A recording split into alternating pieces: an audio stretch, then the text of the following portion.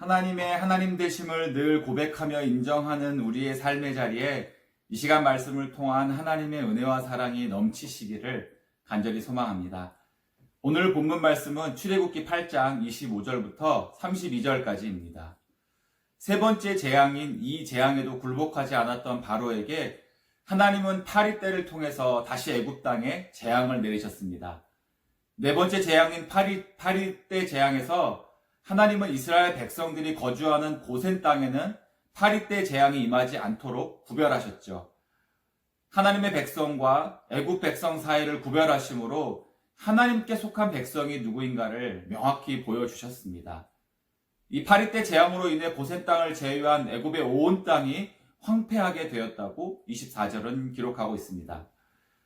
재앙의 심각함을 깨달았던 것인지 아니면 위기감을 느꼈던 것인지 알 수 없지만 바로가 모세와 아론을 불러서 이렇게 이야기합니다. 25절인데요. 너희는 가서 이 땅에서 너희 하나님께 제사를 드리라 라고 했습니다. 제사를 드리긴 드리되 애굽 땅 안에서 제사를 드리라는 것입니다. 제사만 드리면 됐지 어디서 제사를 드리든 그것이 무슨 상관이냐는 것이죠.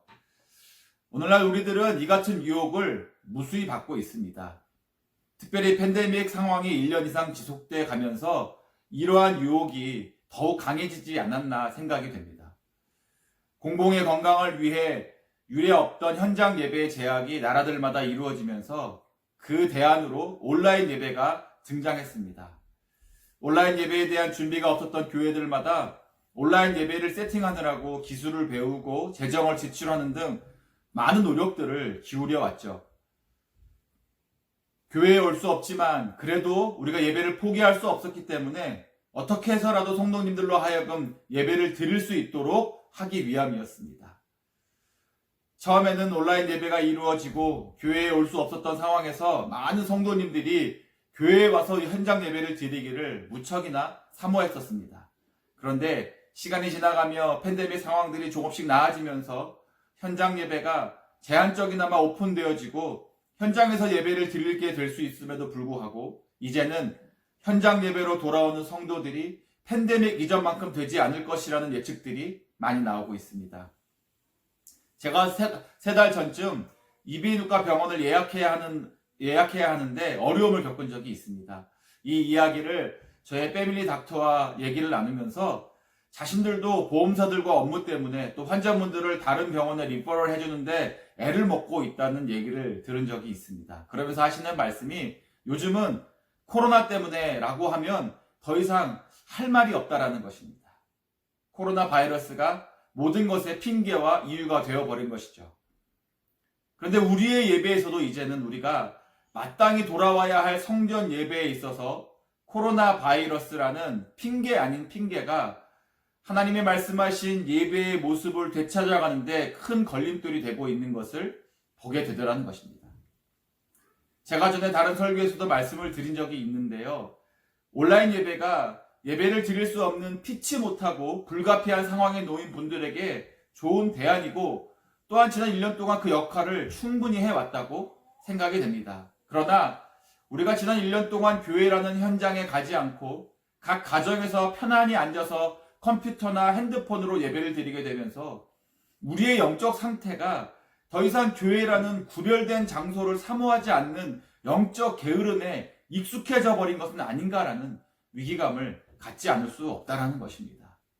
바로가 이야기했던 말, 왜 굳이 멀리 광야에까지 가서 예배를 드리려고 하느냐, 거기까지 가는 수고를 하지 않아도 여기서 편안히 예배를 드리면 되지 않느냐라는 이 유혹에 많은 크리스찬들이 넘어가 버리고 있는 안타까움을 토로하지 않을 수 없음을 여러분들이 좀 잘 들어주시기를 소망합니다. 모세와 아론은 바로의 이 유혹에 넘어가지 않았습니다. 그리고 단호히 이야기하죠. 우리는 하나님께서 명령하신 대로 사흘 길쯤 광야로 가서 그곳에서 여호와께 제사를 드릴 것이다. 여기서 중요한 것은 광야라는 물리적 장소가 아닙니다. 여기서 중요한 것은 광야가 하나님께서 말씀하시고 명령하신 곳이라는 사실이죠.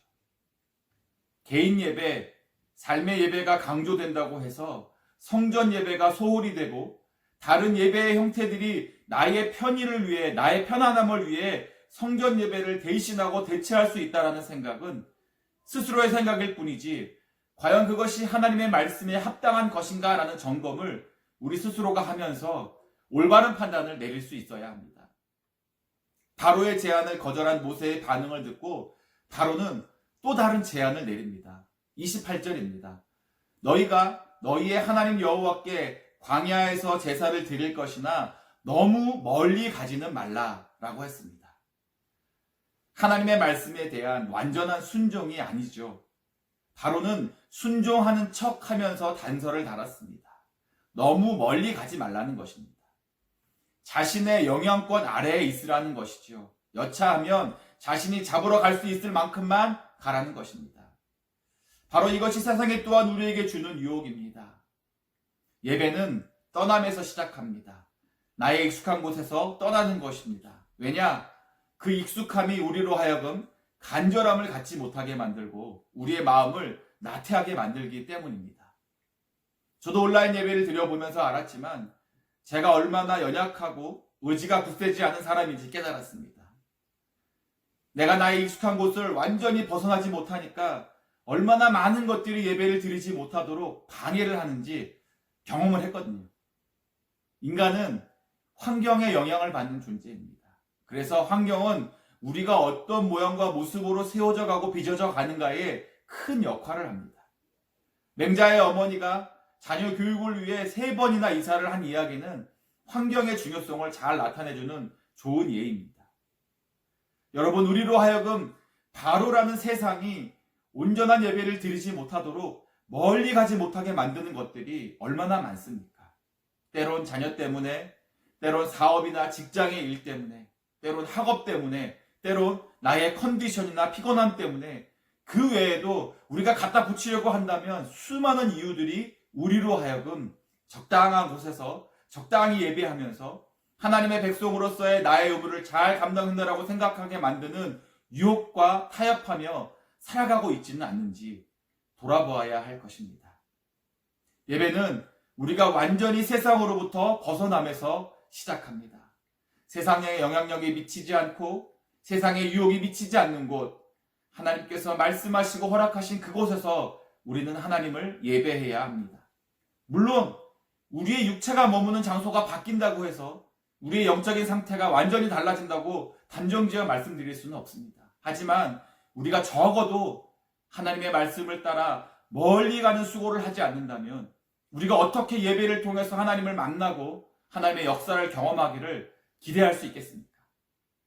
구약시대의 사람들은 자신들의 처소에서 성전 예배를 드리기 위해 곳곳에서 자신들의 터전을 뒤로하고 성전으로 올라왔습니다. 어떤 사람들은 몇 날 며칠이라는 시간을 걸어서 와야만 하기도 했죠. 하나님은 이스라엘 백성들이 사흘길쯤 되는 광야로 나아가라고 하셨습니다.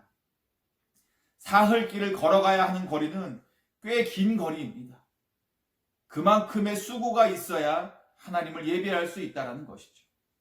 사흘길을 걸어갈 수 있을 정도의 수고와 열정을 품을 수 있어야 예배에서 간절함으로 하나님을 섬길 수 있는 것입니다. 우리는 수많은 유혹에 노출되어 살아갑니다. 세상의 유혹 시험이 우리를 넘어지게 만들기도 하고 하나님으로부터 멀어지게 만들기도 합니다. 그 출발이 무엇이냐면 바로 우리로 하여금 예배로부터 멀어지게 만드는 것입니다. 그러므로 우리는 이 바로의 유혹에 타협해서는 안 됩니다. 그저 예배에 참석하는 것이 우리의 만족이 되어서는 안 되는 것이죠. 우리가 우리의 익숙하고 편안한 삶의 자리를 벗어나지 못하고 세상과 사탄의 영향력으로부터 멀어져 가지 못한다고 한다면 우리는 온전한 예배자가 될 수 없습니다. 그러므로 다시 한번 우리가 예배를 향한 우리 자신의 태도와 자세를 점검하면서 하나님이 부르시는 그곳, 하나님께서 말씀하시는 그곳으로 나아가서 우리를 구원하신 하나님을 더 깊이 경험하고 체험하실 수 있는 성도님들 모두가 되시기를 주님의 이름으로 축원합니다.